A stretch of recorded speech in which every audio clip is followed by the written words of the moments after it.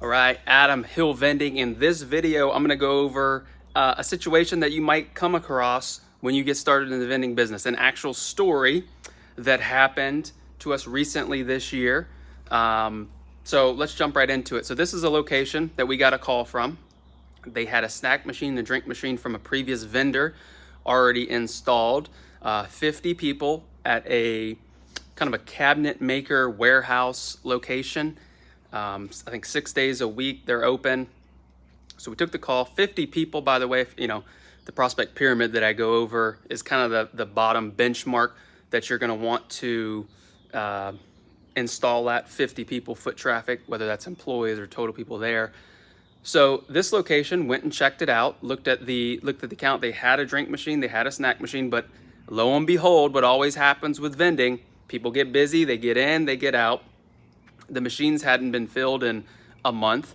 The people were upset. They wanted the machines out. They called the vendor. They couldn't even get a hold of the vendor to pull the machines out.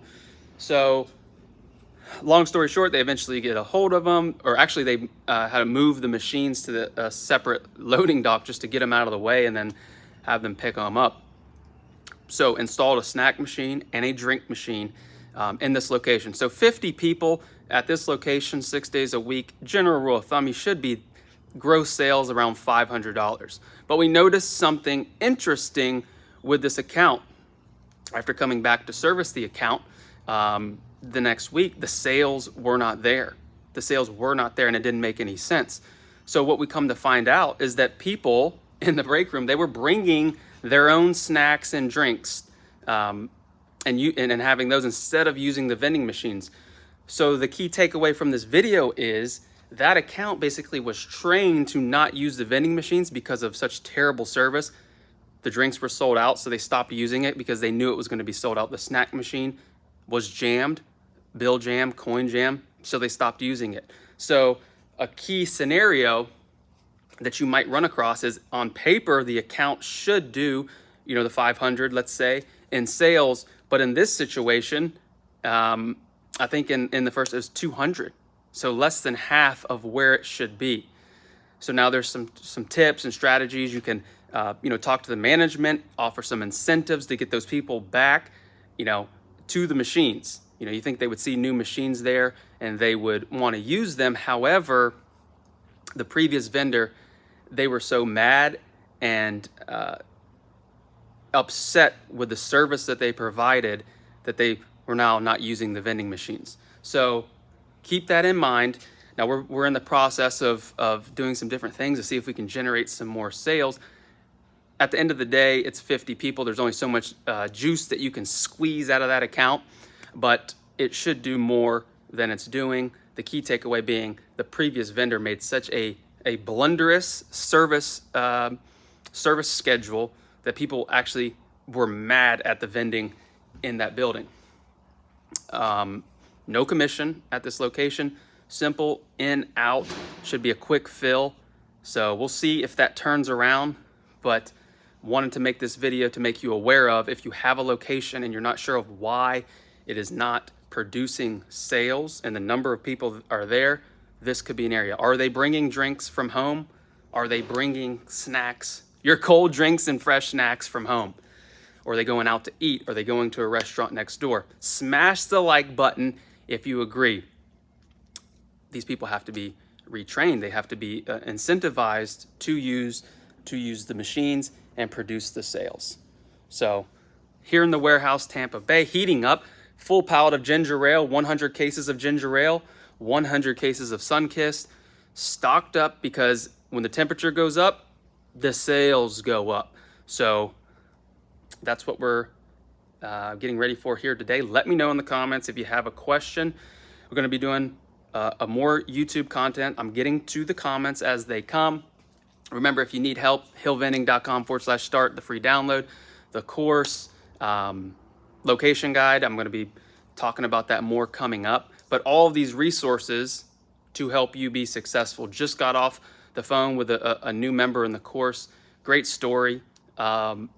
Son, 7 years old, wanted to get into it. They were able to get a location for $250, and the snack machine older, outdated, but it was at his gymnastics school, and the vendor wanted to sell it and kind of move on. Now, by following the 50-30-20 rule, Hill Vending, which is kind of cool, now the 7-year-old has deposited his first $100 into his piggy bank. So think about that. Now he's put 50% of it aside for the product. He's put 30%, he's paid himself the 30%, and he's keeping 20% for miscellaneous repairs. Talk about a foundational element for kids to learn with their own snack machine, drink machine. It doesn't have to be hundreds of machines. You don't have to buy hundreds and hundreds of cases and thousands of dollars of product. You can keep it on a slow, scalable, sustainable format. Got a couple questions here. We're gonna hop on. Let's see, Miranda in the house, thanks for sharing. We are experiencing that exact scenario. We bought 2 machines. We bought machines 2 weeks ago, and the previous owner wasn't taking care of the machines and the account. So that's what you'll run into in the vending business. 90% of the accounts we take over are not from a new build or not from anything other than terrible service. Terrible service. So the 4 keys: location, machines, service, pricing. Service. You have to have 5-star service, and that's what you have to make sure that the account realizes you're coming, you're providing fresh snacks, you're listening to their, for example, here's a perfect example. This morning, today, an hour ago, got a call from one of our accounts that the snack machine had an out of service display on the front.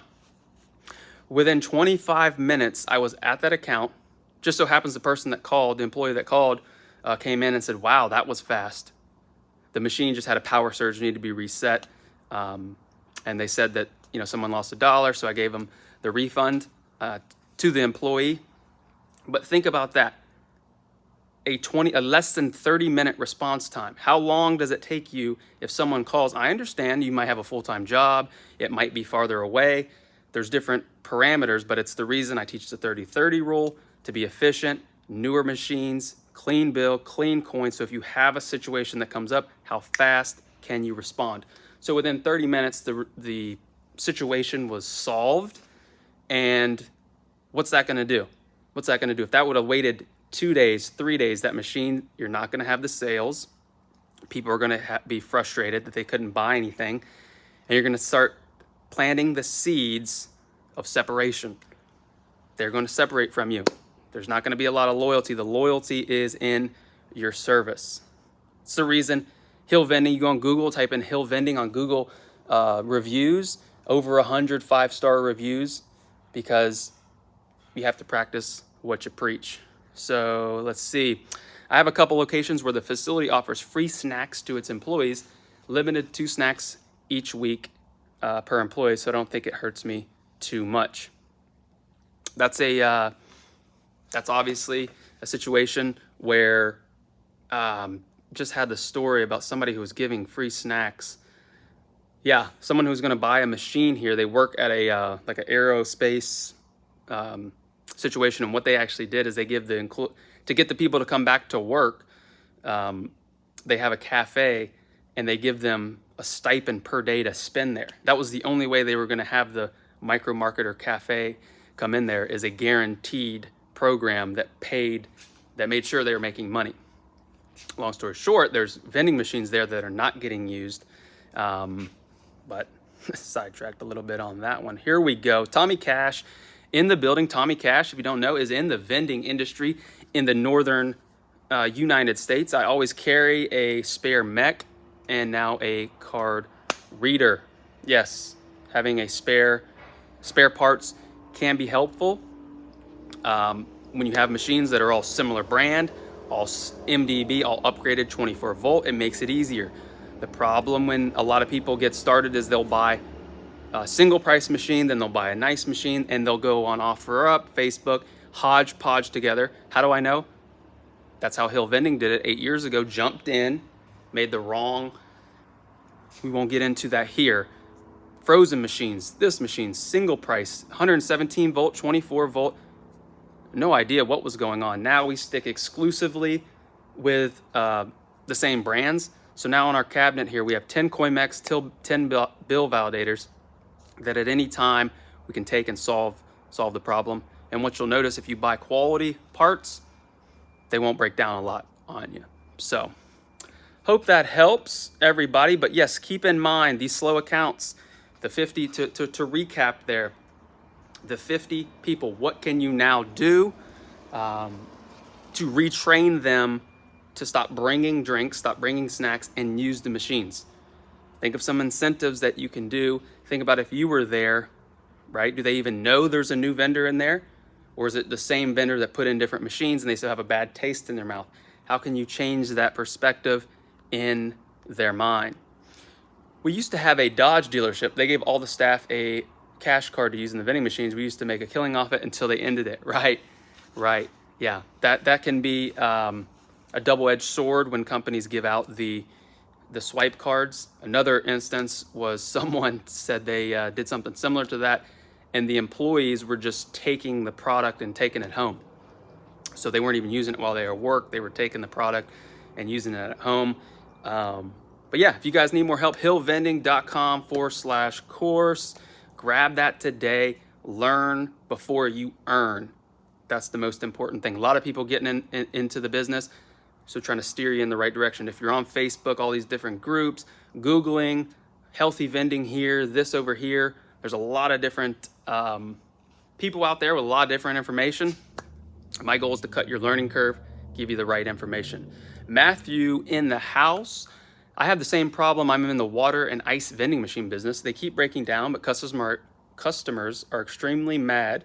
Parts are hard to come by, and they quit making certain ones. Yes, the older machines, especially with the shortages, just had a CB300 smaller drink machine that is now rendered useless because they do not make the keypad. They do not stock the keypad. So now, because they don't make that keypad, the machine works fine. The board works, the coin, the bill, the refrigeration, all the motors. But because the keypad should be a simple fix, 5 different suppliers, the part manufacturer is obsolete now, and none of the other people that we called had the part in stock. So whatever they sold, they did not replenish because it's obsolete. So you might have to make sure. Now that machine is going to turn into a piece of scrap metal. Unfortunately, that machine is going to have to go to the scrapyard because you can't reprogram the buttons. You go in the service mode, you can't even change the diagram on it. So let's see what else is going on here. They quit making certain computers called the V621, which communicates. Yeah, unfortunately, you see it a lot. You see it when people advocate to buy a $250 machine, put it outside where it's going to get vandalized, rained on, short-circuited. A lot of things are going to happen right there. Mr. Abanez in the building. I have a company I service that has 3 locations. 2 locations do decent, but the 3rd location is doing $50 a month. Should I pull all 3 out? They insist that I have machines in all 3. So here's what you could do. Appreciate the question. Depending on what your decent is, right? Whatever decent is to you, if it's still worth it to service the account, you can keep the account. But also a situation you can try out. If the sales are too low, you need to talk to them about, we might have to do a monthly fee. We might have to do $50 a month if you want these machines here. So before you pull them out, you can approach them, and just like they pay for their cell phone bill, their cable bill for the company, if you want vending service, just be upfront and frank and tell them the amount of sales that it is generating right now.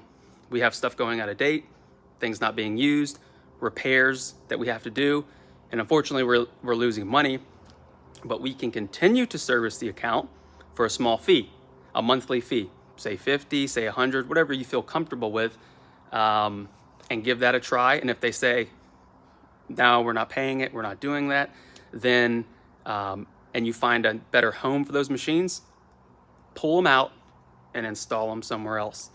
It's the new world we live in with people working from home. Locations are You know, we have a location that during the Rona went down 50%, and now they opened everything back up. It's doing double what it was. It's incredible. So sometimes you don't want to give up too soon on the location, but if the writing's on the wall, try that strategy. Try to approach them for a service, cancel anytime, $50 a month, and what you get for that is free vending and amenities for your customers. Hope that helps. You could 3D print a keypad. Please tell me how to 3D print a keypad. It seems like it should be a simple solution to solder the little keypad membrane to fix that machine. So maybe that'll be a good video to make right there. But remember, guys, appreciate you watching. Remember, until next time, keep your drinks cold and your snacks fresh. Have a great day.